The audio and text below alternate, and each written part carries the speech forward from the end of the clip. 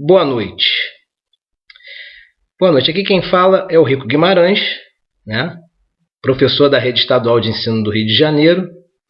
E mais uma vez eu estou aqui para poder falar com vocês sobre a sacanagem e a falta de consideração que o nosso governador tem para com a educação do nosso estado, o Rio de Janeiro.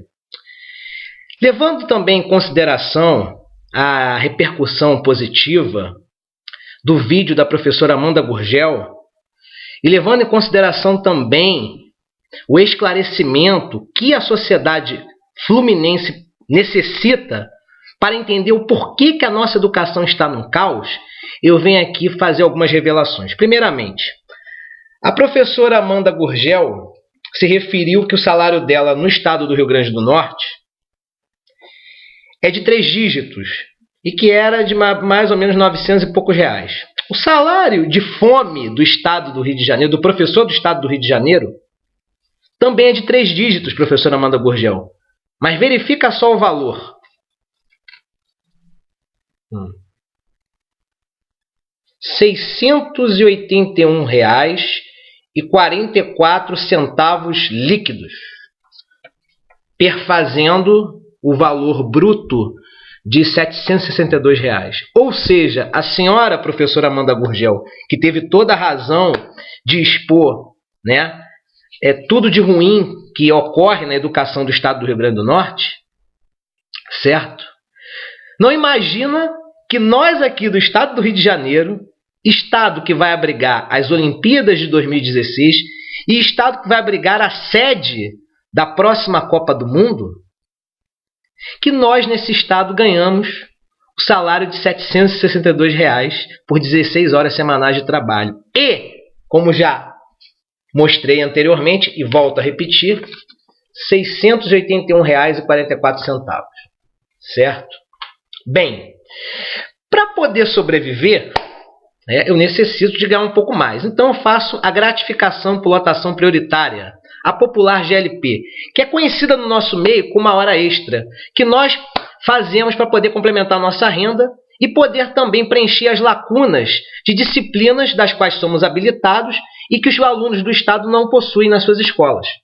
Bem, fazendo a GLP e ralando 30 horas por semana no estado, eu perfaço esse valor aqui, ó, R$ 1.696,64 para trabalhar 30 horas na rua por GLP e ainda trabalhar mais 20 ou 25 horas em casa, montando aulas, corrigindo trabalhos e provas e fechando diários eletrônicos.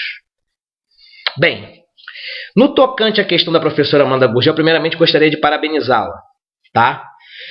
E gostaria também de dizer que da mesma maneira que a estrutura da educação do estado do Rio Grande do Norte está às baratas, no Rio de Janeiro a coisa não é diferente não.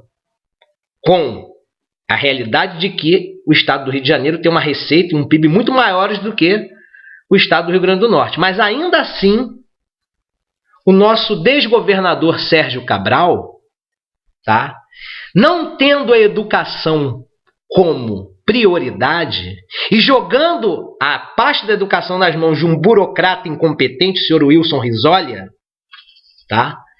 Não se preocupa com a estrutura das nossas escolas, tá certo? Por quê? Primeiro que a maior parte dos nossos ar-condicionados de 5ª categoria não funcionam. Segundo que os nossos quadros são uma vergonha, apesar dele ter trocado alguns quadros de diversas escolas do estado, os quadros agora brancos, né, que são utilizados por pilotos, estão se deteriorando, porque é um material vagabundo. E além disso, ele não se preocupa com a formação continuada dos professores. Prometeu um centro de aperfeiçoamento dos professores e até agora nós não vimos esse centro de aperfeiçoamento. Queremos fazer um mestrado, um doutorado, uma especialização e o referido governador não nos dá a liberdade de fazer esse curso para que nós possamos tirar licença no estado. Nós somos obrigados a continuar no estado dando aula e se porventura quisermos fazer mestrado e doutorado, o estado não nos dá a liberdade de fazê-los, certo? Sem que por isso tenhamos que abandonar a sala de aula. Então, quer dizer, se o professor quiser se especializar, se atualizar, né, se tornar um profissional melhor, ele tem que arcar com seus próprios reveses, ele tem que arcar com suas próprias dificuldades, porque o Estado não está nem aí para nos ajudar. Temos que continuar cumprindo a nossa hora em aula e ainda está dando conta de mestrado e doutorado. Bem, no tocante a que a educação não é prioridade, eu não tenho mais nada a declarar. Com relação à banalização da educação, eu gostaria também de dizer que o processo educacional não é culpa só do professor, não. É culpa de uma sociedade que está corrompida. Sociedade esta que tem sua base na família. Os alunos, em sua maioria, sem generalizar, estão vindo sem preparo da própria família. E é muito fácil culpar o professor de todo o processo educativo se o próprio aluno não vem preparado de casa. O professor tem que ser pai, mãe, psicólogo, diretor, coordenador, amigo, colega, confidente. Quer dizer, o professor tem que unir uma série de funções para poder abraçar a formação desse aluno. Vocês acham justo isso? Sinceramente, o professor está na escola apenas para dar o conteúdo e formar o cidadão. Mas quem vai formar o caráter e o senso de responsabilidade do aluno é a família e ele próprio como agente social. E como agente social, ele também tem que ter responsabilidade de chegar na sala de aula, tá? Prestar atenção na aula e questionar se o professor não é um bom profissional. Porque o professor, se não for um bom profissional, o aluno tem todo o direito de reclamar com a direção ou com a coordenação para substituir aquele professor. Mas o aluno se interessa em denunciar o professor que não cumpre bem o seu papel? Será que o aluno realmente se interessa? Eu acho que não. Então não me venha culpar o professor, não. O professor faz muito bem a sua parte.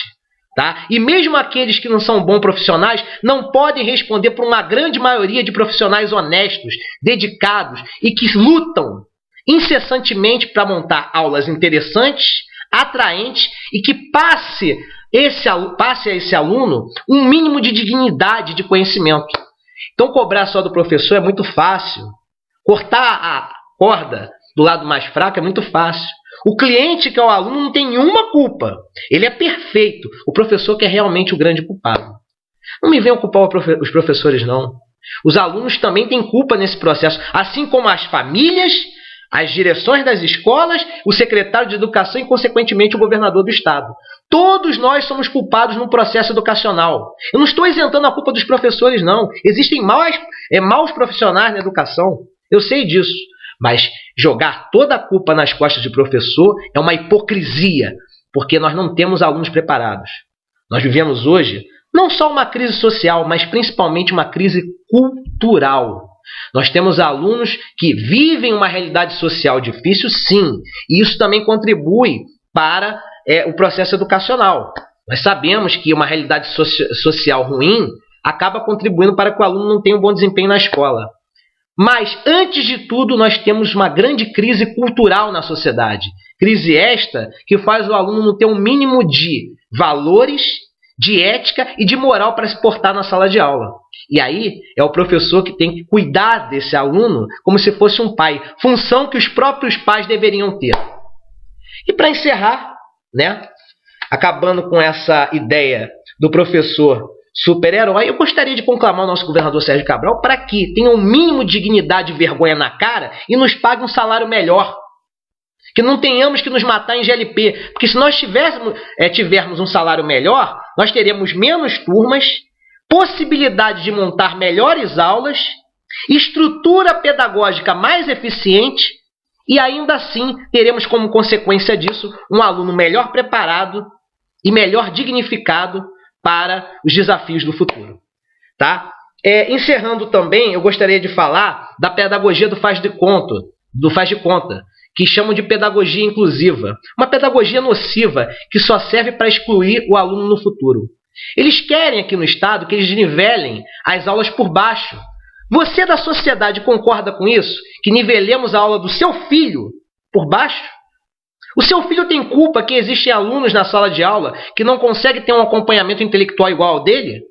Então eu tenho que depreciar e prejudicar a formação do seu filho por causa desse aluno que tem dificuldade? Não.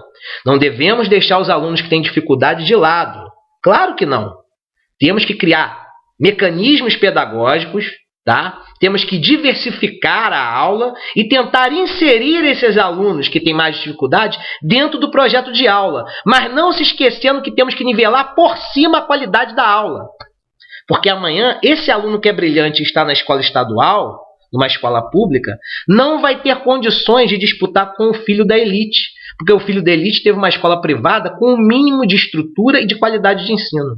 E aí você acaba prejudicando a formação desse bom aluno que poderia ser um futuro engenheiro, um futuro historiador, advogado, psicólogo ou de qualquer outra profissão que possa se mencionar. Então, eu sou a favor de se nivelar por cima. Chega dessa pedagogia inclusiva, essa pseudopedagogia, essa pedagogia do faz de conta que quer nivelar as aulas por baixo. Vamos nivelar a aula por cima e vamos criar mecanismos pedagógicos para auxiliar aqueles que têm mais dificuldade. Tá?